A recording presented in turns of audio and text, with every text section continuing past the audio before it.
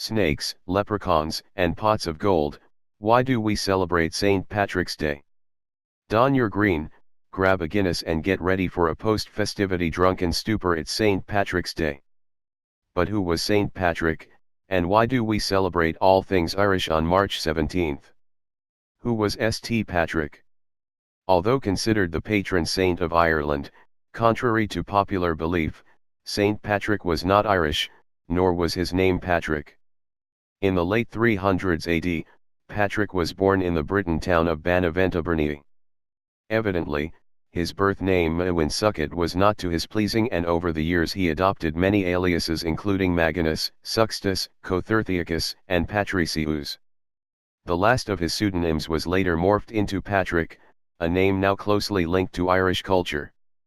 Image: a towering monument to Ireland's patron saint St. Patrick stands at Cork, Ireland. A towering monument to Ireland's patron saint St. Patrick stands at Cork, Ireland. Source: News Corp Australia. Although he was raised by a Christian father, St. Patrick rejected religion. Or he did, until Irish pirates captured and enslaved him. After 6 years of being forced to work as a shepherd, Patrick converted to Christianity. While in Ireland, Patrick learned to speak Irish and was immersed in the culture. However, it wasn't long before he sought to flee the country and return to Britain. His ventures were unsuccessful, once again getting captured, this time by the French. Eventually he was released and finally returned home, where he continued to study Christianity. After a vision told him that his mission in life was to introduce Christianity to the Irish, Patrick packed his bags once more and set his sights on Ireland. Initially, his teachings weren't well received and he was forced to relocate to a small island off the mainland. It was here where he began to amass followers. Eventually moving back to the mainland, Patrick continued preaching Christian ideals and, before his death on March 17, 461 AD, had baptized thousands and helped form hundreds of churches. Legend says St. Patrick banished all the snakes from Ireland. However, this has been discredited as a myth. Keeper of National History at the National Museum of Ireland Nigel Monaghan told National Geographic that there was no evidence the saint was behind Ireland's lack of slithering creatures. In fact, fossil collections and animal records indicate snakes never inhabited the country in the first place. Image: seeing shamrocks everywhere? St. Patrick is the guy to blame.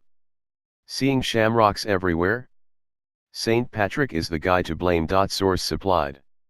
St. Patrick, however, may have been the one to popularize the three-leafed shamrock. In his pursuits to spread Christianity, it's rumored he adopted the symbol to communicate ideals of the Holy Trinity, the Father, the Son, and the Holy Spirit, to people of Ireland. In Celtic mythology, the number 3 was a sacred number, a reference to the often depicted triple aspect of Irish gods and goddesses, as well as the ancient triple spiral triskele symbol.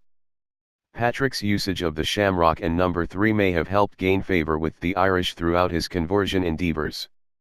Why do we celebrate St. Patrick's Day? St. Patrick's Day began as a religious holiday known as Feast Day. The festival was held on the anniversary on Patrick's death and celebrated the life of the patron saint, chiefly for his introduction of Christianity to Ireland.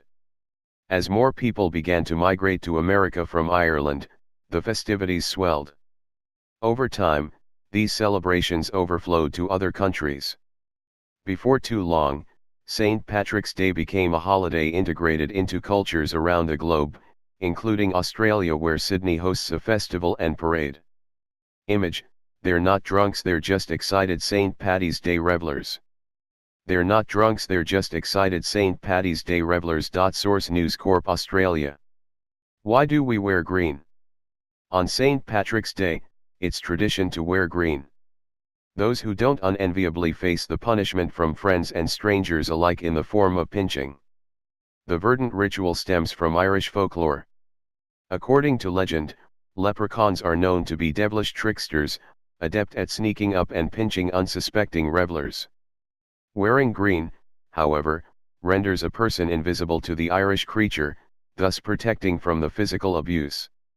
There are also political roots to the outfit choice too.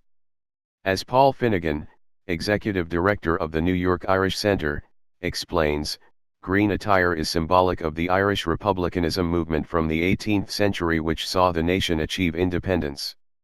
When Irish soldiers battled against Britain, they wore green to oppose the Brits' red and reportedly sang the wearing of the green.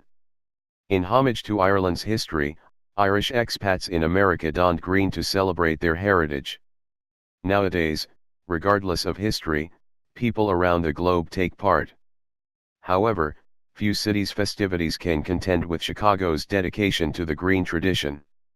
Each year, to usher in St. Patrick's Day, Chicago dyes the city's major river a bold leprechaun green.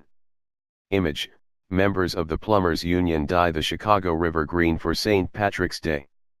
Members of the Plumbers Union dye the Chicago River green for St. Patrick's Day. Source AFP. However, the origin of this spectacle shared no ideological ties to St. Patrick's Day, nor the holiday's namesake. In 1961, Chicago's mayor, who coincidentally was Irish-American, viewed the city's riverfront as prime real estate. Only one problem stood in the way of a booming area: the river was contaminated by sewage. In an effort to locate the source of pollution which turned the river into an eyesore, Mayor Richard J. Daley devised the plan to pour green dye into the water to track waste movements. Upon witnessing the dyeing process, a close friend and colleague of Daley suggested turning the entire river green to celebrate the Irish holiday. As a part Irish man, Daley embraced the idea. To this day, every morning on March 17, the river is dyed to kick off St. Patrick's Day.